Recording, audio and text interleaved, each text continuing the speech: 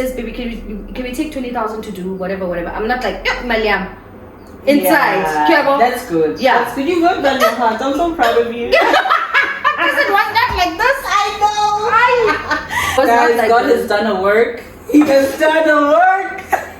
No, and he has done a work. But the thing is, it's also because of understanding that this money is not mine. Yeah. I think that's the biggest thing, is that even the way that it came, it was still God. That you know that it's God. But even though God empowered the work of my hands, I still know that it's only God that was able to provide this. That's right. True. I think maybe I'm just more settled about the fact that this money is not mine, it's God's, and He's the one that gave it to me. It can be taken away at any time. So when you're coming into oneness, thank you. Oneness. Ours. Yes.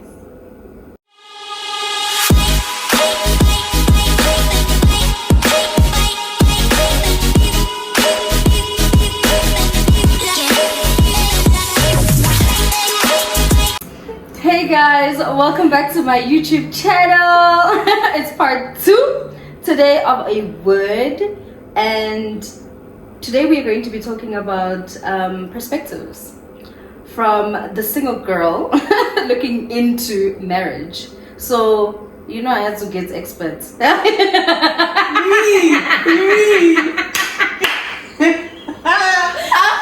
had to get experts because I have to ask a married person if I'm going to be asking all of these things about what perspectives I have about marriage. I need her to tell me, like, is this a thing or is it not a thing? But yeah, let me just let her introduce herself. I don't introduce people introduce themselves on my channel. Okay, So who are you? Tell the people. Okay. Hi guys, my name is Noma, and I think what qualifies me to have this conversation with Ulega is that I am going to be married for 5 years next year. And I've been with my husband for how many years? Like 12 Yeah, or so. quite a long time. So yeah, I have perspective. She has proper relationship experience. I have experience. I've got skin in the game. Versus girl over here with zero skin in the relationship I've probably game. been in a relationship as long as you've been single, man. No. Yes. Really? Yeah. Like if I have to look at it from that perspective, like have I been in a relationship more or single more? I've been single more in my life. Yeah. So yeah, that's me. Yeah. So I'm going to ask like Noma a couple of questions. But it's basically just me basically saying my perspective of what certain situations are like in marriage, and then she will like answer whether it's true or not. But also I think she's probably going to ask me some questions. Just because of the person I am. Yeah, I really want to know what makes you think that and what influences that thinking. Yeah. Maybe that's also important, because sometimes as single people we're thinking about it from like having seen it in like our parents' marriage or having heard about it so often, and that shapes your perspective. So that's why this is a word on perspectives, right? From a single girl's view into marriage. Yeah. So I think it's important just to, I think some of it does need to be debunked, to be honest, because it's just like, that's not a thing. Or affirmed as well, you know? If Exactly. you have thoughts that are pure, that are lovely, true, that honor God and honor marriage, please pick those thoughts. We love it. We love it. But the ones that are not thoughts. a thing, please. I'll shut it down. Unplug them from the roots. Just right? cut it, my friend. Pluck them out. Cut it. Alright. So yeah, we're gonna get into it. So I'm trying to actually pick which one I'm gonna ask you first, because there are some which are like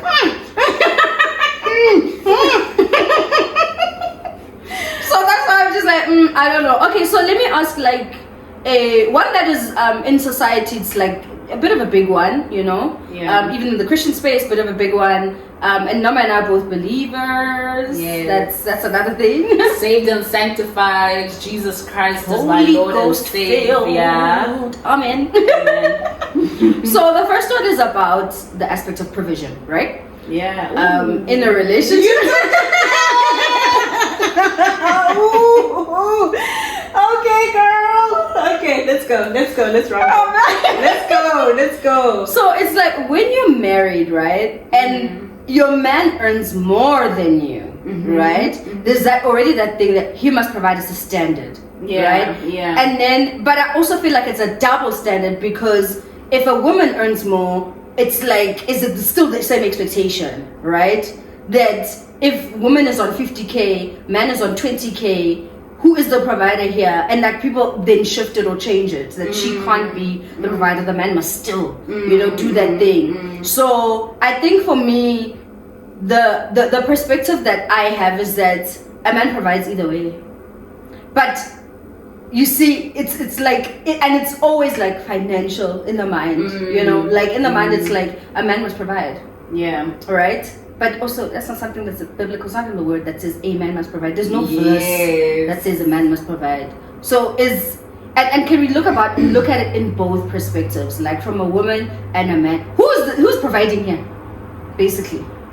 Yes, there's a double standard in the whole a man must provide thing, and it's not that pressure that's put on a woman. So even in my perspective, I also don't feel like it must be pressure that's put on me. So that's basically my perspective. I feel like it's not a pressure that must be put on me, but maybe it's a societal thinking. I don't know. What are your thoughts? It's such a layered conversation, because I think first and foremost we think of provision only in the aspect of finances, but provision spans beyond finance. Yeah. A man provides security, he provides safety, even security number one, by protection, knowing that when someone comes in the house at night, he's the one that's going, not me, right? But what if he wants you to go? But why? But you see, that's another thing we put on him. That's another thing we put on them. What if he's a timid man? What's up, guys? What must happen then? I mean, is he able to call the security company? Can he take that leadership? Okay. Can he provide? So if he's not able to, again, going into the aspect of provision, he's providing you a home with comfortable things in your home. But if he's not a DIY guy, is he able to make a plan for you to get a DIY guy to make sure those things happen within your home? Okay. So has he taken that on as his responsibility and function within the relationship and within the marriage specifically? You understand what I mean? So yes, again, the aspect of the conversation around provision is layered, because it's just not financial. But also at the same time, I think it's a conversation that you have premarital, what your expectations are. Or what is provision for him? Because some men are tied to the money thing completely. And it's more than just money, right? Because again, money is a tool. Do you understand? So I might not be able to provide money, but I've been blessed with the ability to barter and trade. Yes. So I'm able to go into ShopRite or Woolworths and finesse the game, or I'm on social media and I happen to win a prize and get a 5,000 Rand voucher, buy some groceries, and I've provided. Yeah.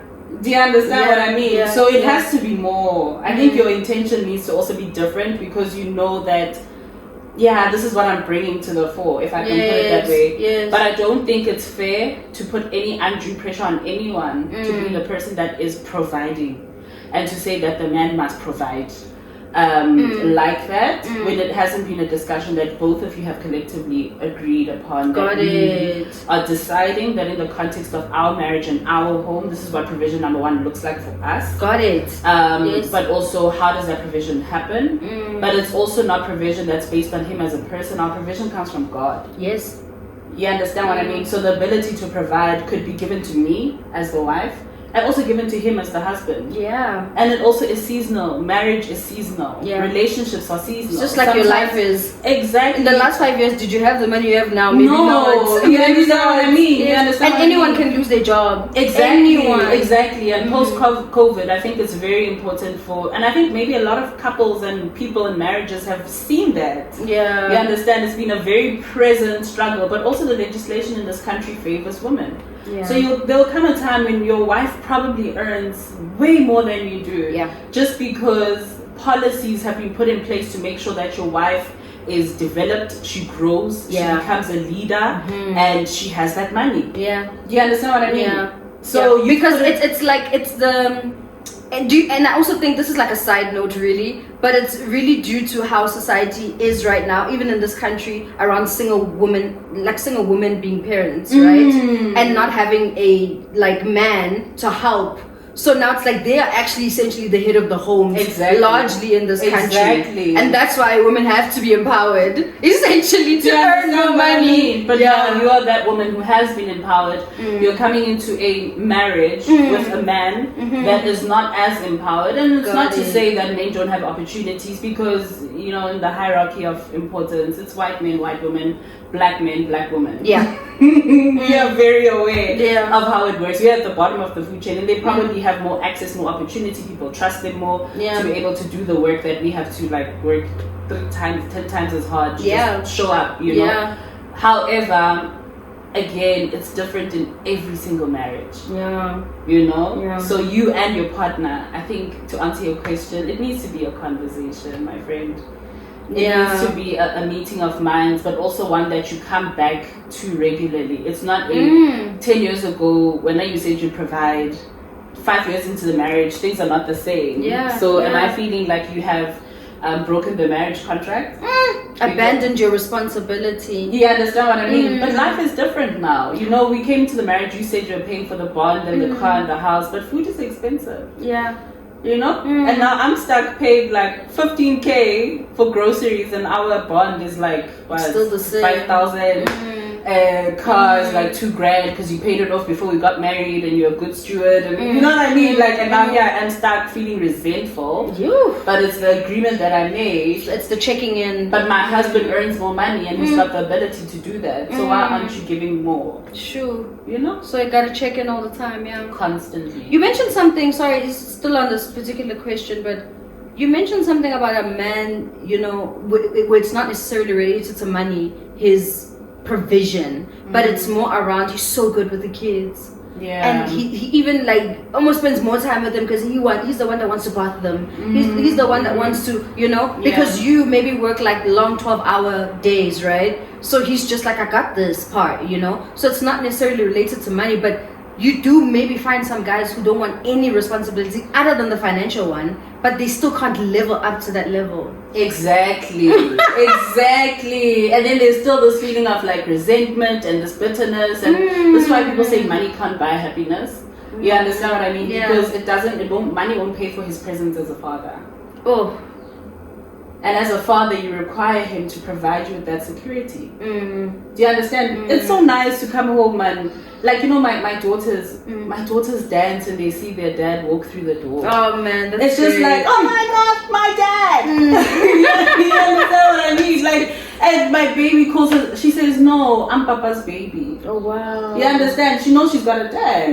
And her dad is coming home. And she's probably waiting for us to come home right now. But the person she's most excited about is her father, because and when she cries or screams at night, in the middle of the night, she calls for her father. Because she knows that her dad will make her safe. He will hold her, he will protect her, he will provide that security for her. But imagine if I just needed his money. See, this is why I can't have a child by myself. I I can't do it because you're not it. You might think, as a woman, to be honest, like there's a reason why God created family with man and a woman, right? Like you're not, that. I get it, my friend. I get it. And that's why even if somebody were to ask me, like even family members that I don't see often, and then they see me, and then it's like, oh, you still don't have a child, you know?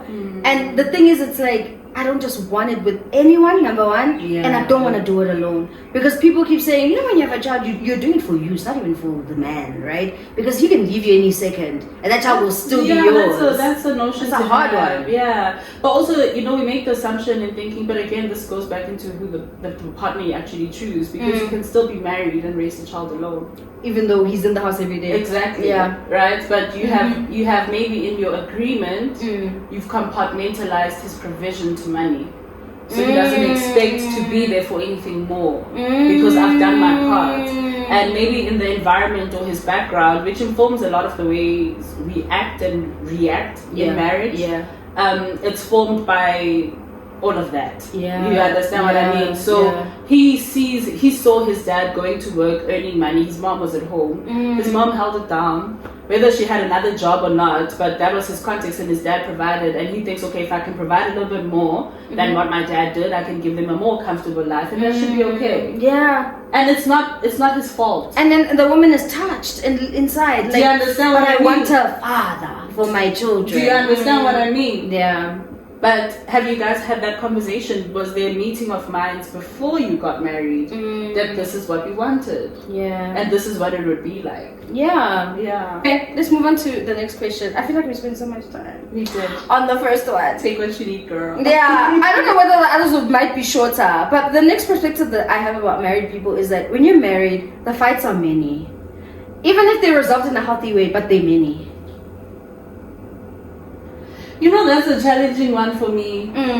Because what's a fight? Like disagreement. About what? They're like constant. It doesn't matter about anything. No. There are not many. I don't think so. No, actually, let me not lie. Let me not say I don't think so. It's seasonal. Okay. Seasonal. Okay. So it is a yes and a no. Okay. But usually, and again, I'll go back to the premarital stage. A lot of the issues or challenges or things that you will go through are things that they probably taught you or helped you figure out how to navigate. Within that premarital context, if I can put it that way. Yes, you'll never have every single discussion that you're supposed to have, and you'll never face every single trial that you're supposed to face or whatever it is, but there are topics or categories of things that you discuss in premarital counseling that prepare you for what that will be like. But also at the same time, it challenges you to think about what will my response be and what will happen as a result. Okay. You understand what I mean? Okay. But also at the same time, you can disagree in a marriage, but it doesn't change your heart. Like, so we know that we don't agree. Like, bro, that is purple. No, it's blue. No, it's purple. Okay, it's blue. But it doesn't change my heart towards my husband. Got it. Do you understand what I mean? Because you just thought that it was purple. I think it's blue. But I'm staying with my thinking. But also God is so sovereign that He will, in a dream or in a vision or through someone else, tell you, but Noma, it's purple. Oh, wow. Do you understand? And then it changes your it changes my view. And then I can come back, and what was a disagreement for us could have actually just been a point of, actually, can I learn something? And it teaches you how to approach those things differently. I think over time, it's not a disagreement. It's not a argument or a fight anymore, right? It's seeking to understand. But why would you think it's purple? Oh, okay, because I could have just resolved my confusion or my lack of clarity in that moment. Yeah. And it didn't have to be a thing. But our need to be right and our need to be like in control and it's in control. You understand what I mean? That's what I think helps make, and I think pride, man. Yeah, those things need to die within the context of marriage. Those things need to die within the context of a marriage. There's no room for that aspect of you. You understand what I mean? Like, otherwise you guys will fight every single day. Like, yeah. But also it's okay not to agree. What is it that, like, why do you think in marriage you have to agree? And why do you need to change my mind about every time we have an argument about something, you want my mind to be changed. But why? So we stay in that argument for a long time because you want my mind to change. And we hold on to our beliefs to the point where we even forget why we even held those beliefs. Because we're so hell-bent on, now I'm going to prove a point. You understand what I mean? Even though you don't agree. You get me? So, yeah, man, sometimes, and again, it's a hard thing. Like I'm but saying, what if you're leaving a disagreement or an argument and it's literally an agree to disagree, but as I said, the heart is not okay with either one of the person or both of you guys, where you just but there's no ways, how can you not understand this?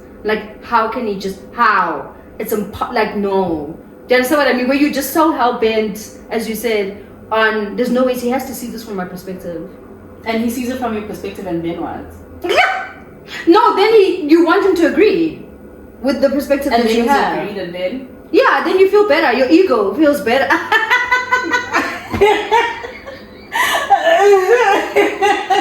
I love it because you get it. You get it. Do you understand, my friend? Rebuking or correcting or disagreeing from a place of love. Yeah, It's from a place of wanting to be right. So tell me something now, because when we, like a little bit earlier, we spoke about honoring your husband, right? Yeah. How do you disagree with your husband but still honor him though? In argument situations and in disagreement situations. Yo, that's a layered one, hey. It's layered because I think the human response is to fight back. Yeah. It's to argue, it's to have a response. As I'm independent most, I know I'm smart. You get what I mean? I know what I'm talking about. Please, sir. Jeez. Whatever. You know, like, bro, come on. Do you know who you married? You know what I mean? You know why I say this? Why are you thinking about it? I've heard from women say that you have to stroke the ego.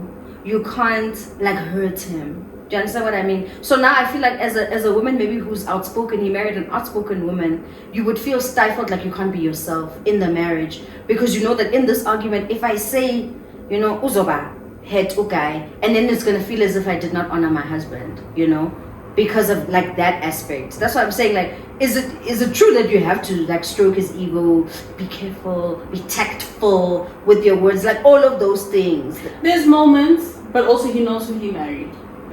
He knows you. Your husband knows you have opinions. He knows that you are strong. He knows that you have beliefs. He knows that you have an opinion. And so he needs to allow room for that within the context of your marriage. Right? That debate, that disagreement sometimes is healthy because you might not know it all, right? But it's the approach and it's how are you fighting fair? Let's start there, right? Because we can disagree on something, but is it fair? You know, are you coming in with your own assumptions? Do you need to correct your assumptions before you continue with the disagreement? Wow. Or was the disagreement based on the assumptions that you were carrying? Got it. You understand what I mean? And also the approach in this disagreement, is it because you want to fight? Is it because you want to understand? And if you understand, even your tone and approach is different. Your voice is lowered. It's not aggressive. It's not, and that's, I guess, where the stroking the ego comes in and whatever it is, right? But also these strategies, man, God gives you wisdom of how to approach your husband. You know that in certain moments, I need to cook him a meal and then have a conversation. Other times you need to throw it down and back it up. Toss it up in the air, do what you need to do all the things, and then when he's all happy, and then you have that conversation. Do you understand what I mean? Or maybe we should park this conversation for now because we are in front of people. Or maybe something has just happened that I was triggered by in a space that we are in front of people. Loving him, like lovingly pull him aside. And say, but okay, what happened? And I'm not even, I don't want to say I, because then my husband watches and he's like, girl, what? But I really believe that it's important for you to reflect on what you did that caused that thing. Right? So I'm not saying that you blame yourself for every single fight or you blame yourself for how your husband spoke to you, but perhaps there's stuff that he's carrying that makes him want to do that. Maybe your husband is now posturing in front of the men because this is the moment where he feels like he can be a man, because when you are together you are the man because you earn more money and whatever. So now I'm gonna find this moment to be, you know, but you don't have and he seems aggressive in that moment and you're just like, why? Who are you? You ain't like this at home. You understand what I mean? But it could have been something you said on the way there. It could have been the fact that other men got their food on a tray and he expected food on a tray, and you said, but at home you just give it to him. Or you're like, baby, come dish up. You get me? And he's like, you know, but then it's like you need to check in with him. Did I do something wrong? Did you want me to do it better? How do I learn? How do I serve you better? How do I honor you better? In spaces where we are in front of people, would you like me to refer to you by your clan name? Do you want me to say Baba? You understand? Do you want food on the tray when we're in front of our family? Because that and the thing is, people are like, but yeah, like why does that matter? It matters to him. Woo! Come on! Do you understand? And it takes nothing away from you to just doesn't honor kill you. and it doesn't do anything. You know, it doesn't make you less of a strong, independent woman. Like, no, girl, you can still be yourself and love your husband. You can still be successful and command a room, but still honor and love your husband. You understand? You can still disagree, but do it in a way that still honors your husband. Yeah. But also at the same time, I was listening to a podcast by Preston and Jackie, 30 minutes with the Perrys, and they were speaking about the topic of submission. Yes. You know? And that, okay, like Jackie knew that they needed to move, and God had shown her that this is where they needed to go. Yeah. But Preston didn't agree. Like, no, where are we going? You understand what I mean? I'm a Chicago But she's a woman who hears from God. You understand? And so she had to be like, but if God, we are one. You can't speak to me alone. Yes, about Lord. that thing. Yes, Lord. You will reveal it to him as well. And so he got to a point eventually where he understood that they needed to go. Do you understand? But now it made him trust his wife more. Yeah. Because she heard it. It's like, you understand? Lord. So it's important again in your marriage as a wife to build that credibility. And I'm speaking to women because I'm a wife.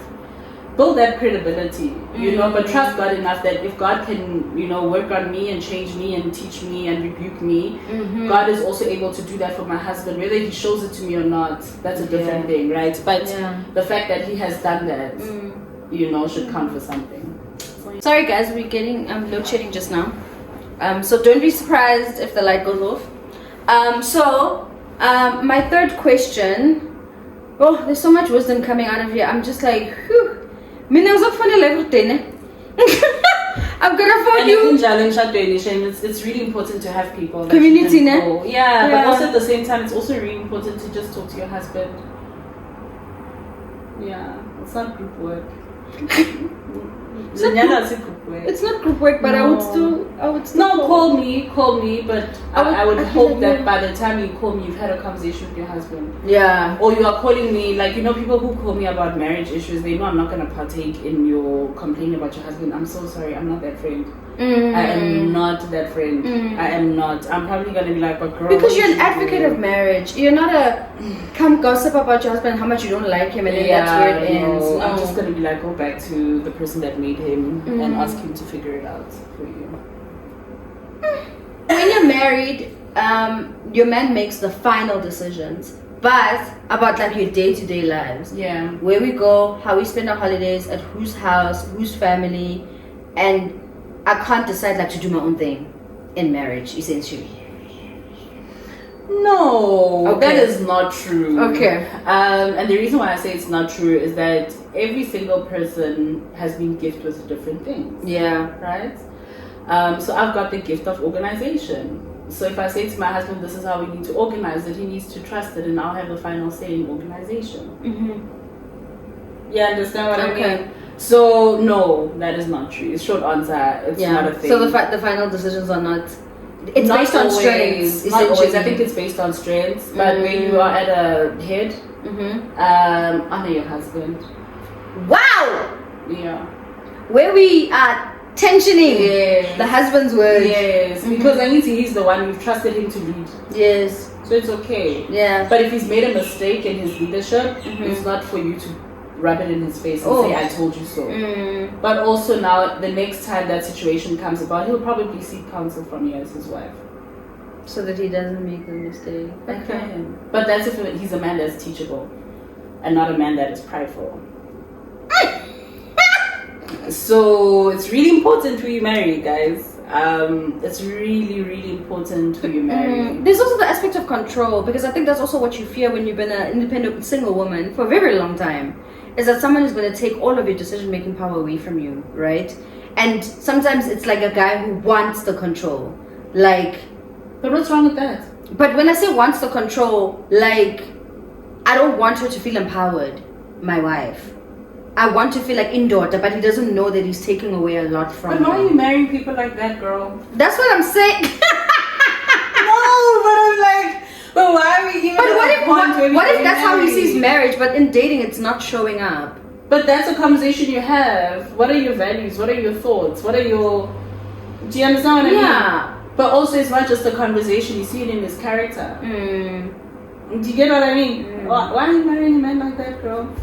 Because sometimes in dating it might seem subtle, like he's always the one deciding where we eat for dinner, right? So even if there's a restaurant I really want to check out, he never allows me because, and it's sort of like covered in, oh no baby, there's a place I want to show you. So he's he's manipulative in that way. Okay. But whenever you think, whoa, my man takes control. Oh, young keeper, I'm so in love all the time. Every time it's getaway time, he's the one that books it. He's the one that wants. So he's the one that's pushing the decision making. But then when you get married, you think, how? I married a monster. Why does he not want me to have a say? But he's been doing it when you were dating. It's just that it was framed in a different way. Exactly. And I think people need to be sober when they're dating. You need to be very sober about who you're dating before it gets to the point of marriage. Because you're going to be shocked by that behavior, but it's not shocking. It's not even new. That way. It's not even new. For him, it's like, how, but I've always decided. I've always been this way. I've always made decisions about where we're going, so why is it a problem? Why is it a problem now? And that's why I asked you, why is it controlling? Why do you classify it as controlling now? At the point of marriage, why? Right? Why? Because now you're thinking, wife, he's the head, I'm the neck, and then there's decisions to be made, and you feel like, well, let's make a decision together, and you're just like... But you never made decisions together when you were dating, so what, girl? See, but that's what I'm saying, and when you're dating, it didn't seem like it was decision making. It seemed like my man, he's treating me well. But why don't you think? No, but like no, I'm sorry, I'm sorry to put it this way, but why aren't you thinking?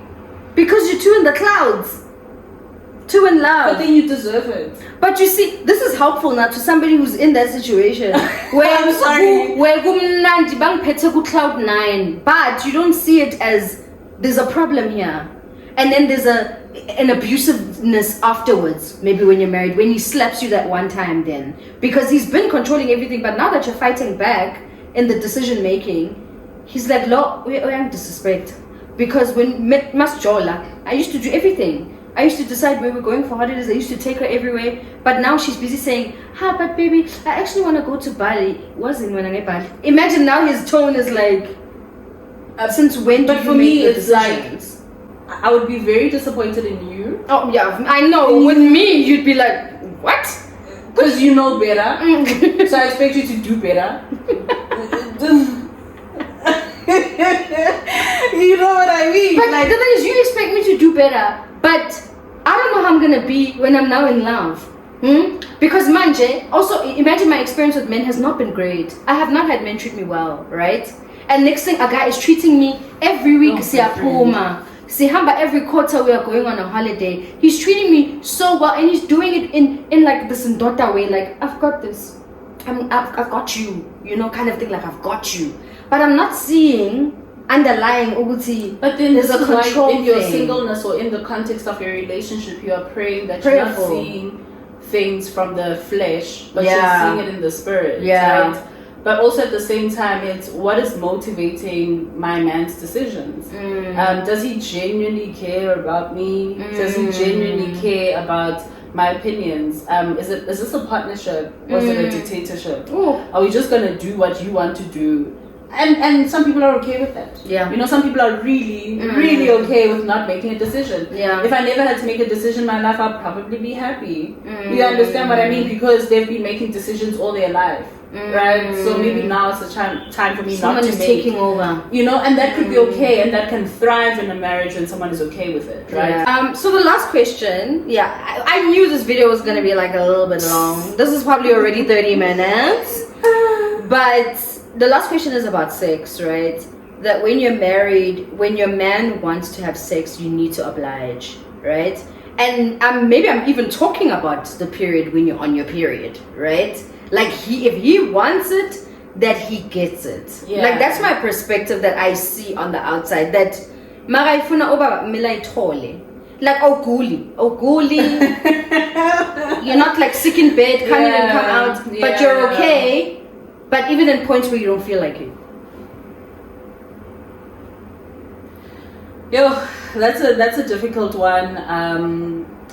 It's a difficult one. It's a layered one. Mm-hmm. All of these questions are layered because people's marriages and their relationships are very different. And what works for your home might not work in mine, and what works in mine might not work in yours. But my personal view on it is yes, you should have sex every time your partner wants to have sex, whether you feel like it or not. Because my body ceased to belong to me when I gave it to you. You understand what I mean? So it's yours. You have ownership and right over it, you know? Then what is this the story about? And this is literally a huge touch point, like really just being sensitive to people, you know, out there who've been abused. But the thing that people say that my husband raped me, right? Yeah. It's in part of that, because if your body is his, right? And maybe you've been saying no for 3 weeks. Yeah. You know? And it's not even that you're sick, you're still working, you're still up and about, but you haven't been wanting to sleep with your husband, and then he decides to take it. Right? Sure. See, in that instance now, like, no, of course. I think that number one, that's sexual assault. He did rape you. But also at the same time, you know, it's interesting because my husband and I navigated consent within our marriage, and we had been married for 3 years already. But then when I hinted that I don't want it, or I didn't seem like I was responsive, my husband took that as a no. Because, and I think it was at a time in our country and just society as a whole when we were speaking about consent and people need to agree to this thing before you do it, because we didn't know about a thing called spousal rape. It wasn't a thing. You understand? We didn't know that a person could not want it and then it doesn't happen. You understand what I mean? But yeah, God forbid, you know, and I don't want to say this, but I don't think my husband would rape me. I think if I said to my husband no, because I've never been a no person, he would understand. Yes. But also we can have a conversation about, okay, I'm hearing no, but what is the actual conversation we want to have? Yeah. You know, what has happened? Are you not happy? Are you sick? Are you tired? How do I make it easier for you? Yeah. Maybe you're stressed about the kids. So do I need to bring in your auntie so that you have that less stress? You know? You're picking up lots of hours at work. Okay, is it just the season? But sex is also something that can relieve stress. So how do we make it something that isn't burdensome to you? How do you make it exciting? How do you make it spontaneous? How do you make it feel like an escape? You know, so that it's not like that. I hear people speaking about scheduling sex, and I've never imagined that in my life, right? I don't even know how that works. It's so important. I don't even know how that works. It's so important because you get into places where, and seasons where you forget to have sex for 2 weeks. Stop it. You understand what I mean?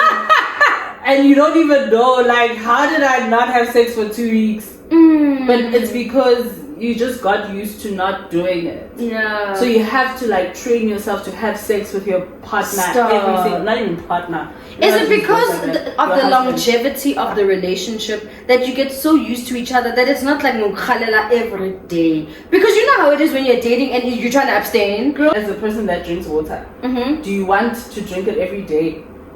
No.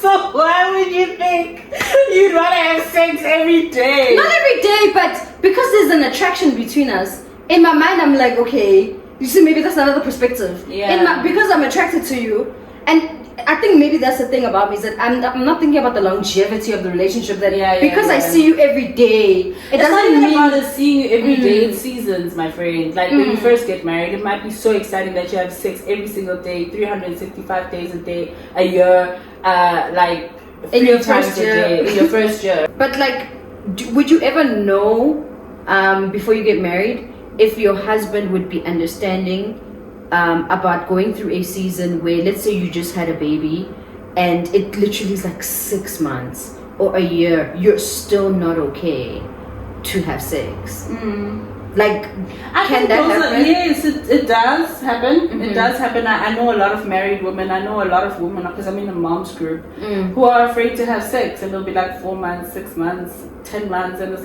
yo, fam. That's a long time, you know. And how's your partner coping? And I think most of them have resigned themselves to the fact that my partner or my husband is cheating.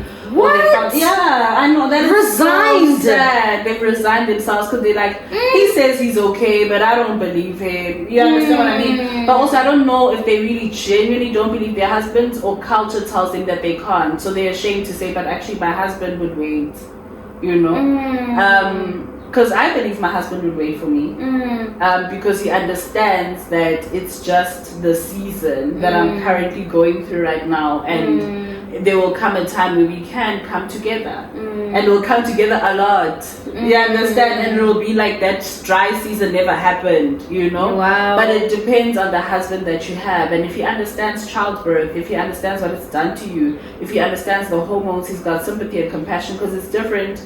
And I think what the beauty of pregnancy is with a partner that sympathizes with you is that they feel it with you. Wow. So you'll find some husbands saying that I had nausea, or I had cravings or whatever it is, and they carry like it's like they are also physically pregnant because you guys are literally one. And I'm not saying that if that doesn't happen in your marriage then you guys are not one or whatever it is. No, but it's just it happens, and you just need to have a partner that understands it.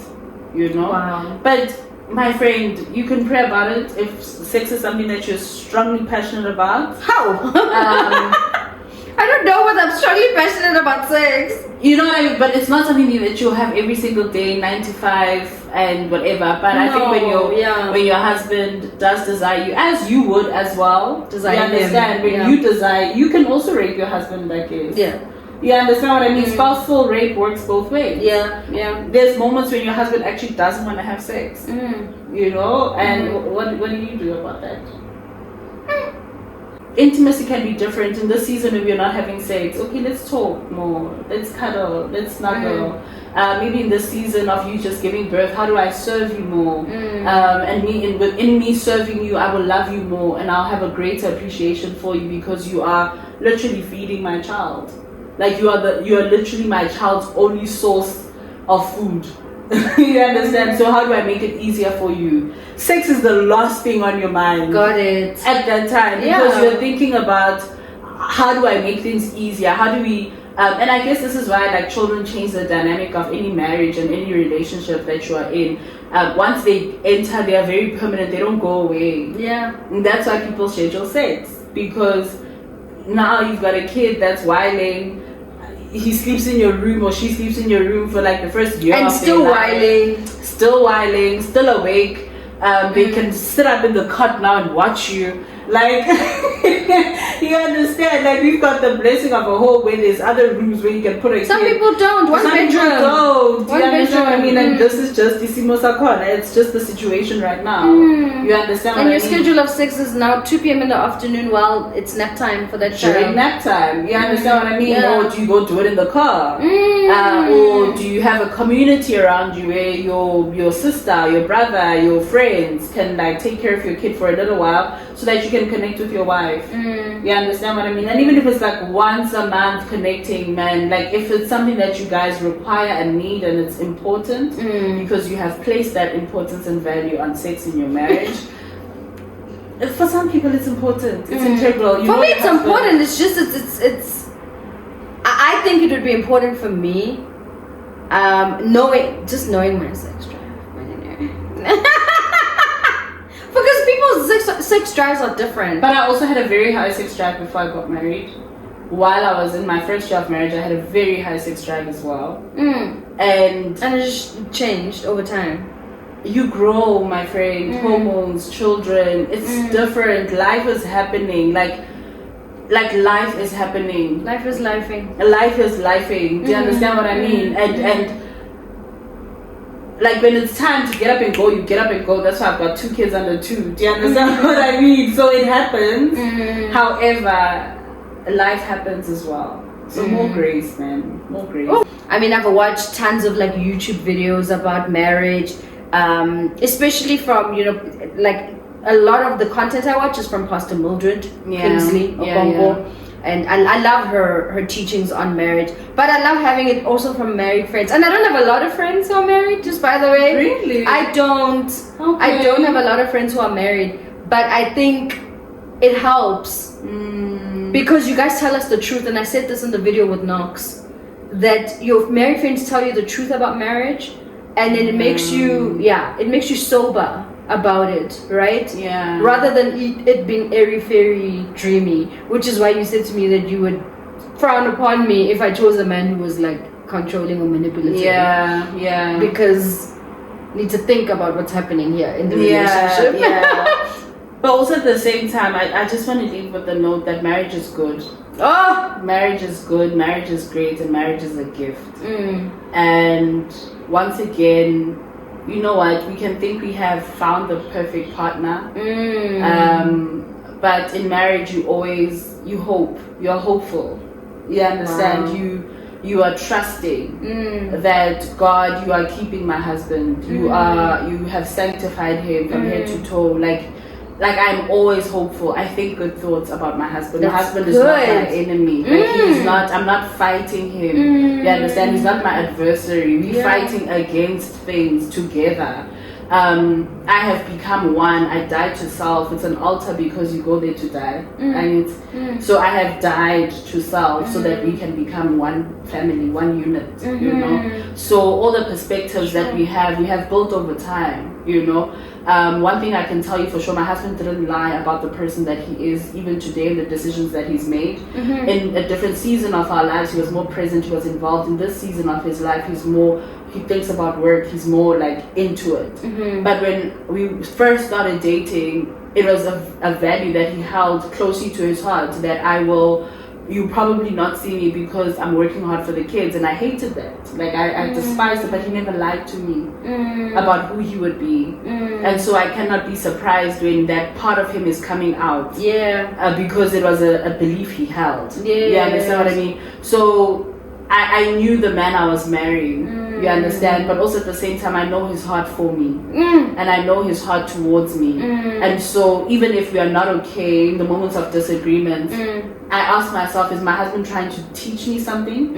Is he trying to get me to understand something about myself better? Is God trying to teach me something? Is he working on my character and who I need to be? You know?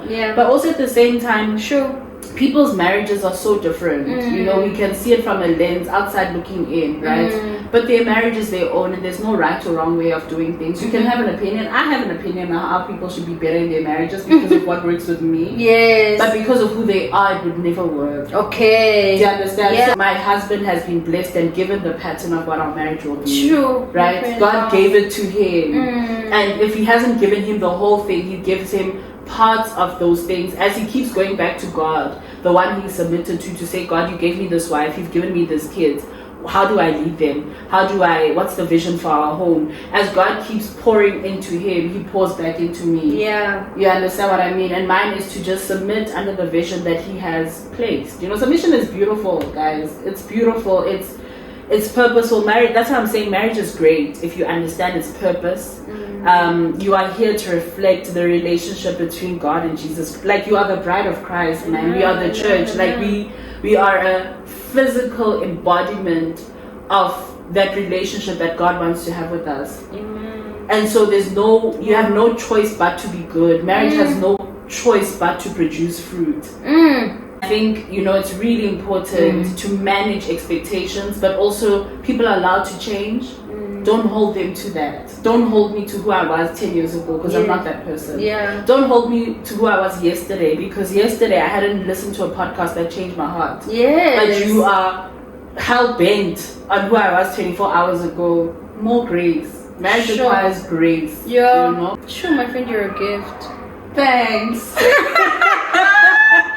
You are a gift. And you've consistently been a gift in my life. Thank you. Like, I know a lot of people are going to just be like, helped. Single girls too, because this was all about like me perceiving certain things, but maybe it helped another single girl who thinks the same way, and even caught other nuggets about other things as well. You know, and that's really the purpose of this, is just to understand how different these worlds are.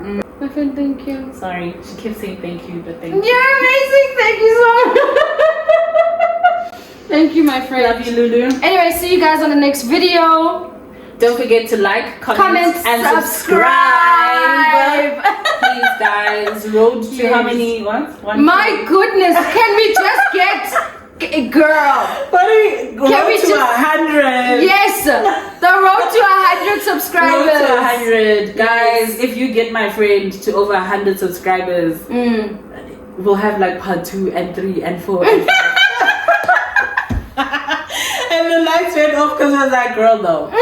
But honestly, guys, please get my friend to 100 subscribers. Yes, her please content is guys. relevant. It's necessary. It's a timely word and more in to the come. season. There's more to come. God is going to grace her more. Guys, get it to 100 subscribers and I'll come back. Yes, she'll come back. Get this video to 500 views and I'll come back. She will come back. And because we have such a heavy conversation on masturbation to discuss. Oh my word. So, yes. But not even that. That's not the teaser. Yulek and I have so many deep conversations. Yes, all the time. So many deep conversations that I think that we pour into each other. We are like a cup. When I'm empty, she pours into me. When she's empty, I pour into her. And we hope that you guys leave blessed. We hope that God does a work in your life. Amen. And we hope that if you are desiring marriage and you want to be married, that God starts doing the work in you. And God starts doing the work in your husband as well. Yes. And I pray that God opens your eyes to him. When you see him, you'll know him. And your spirit will leap because there's an understanding that this is him. This is him. You know? But also, once you've been blessed with the gift of marriage, handle it well. Handle it well. Great. Thank you, guys. Bye.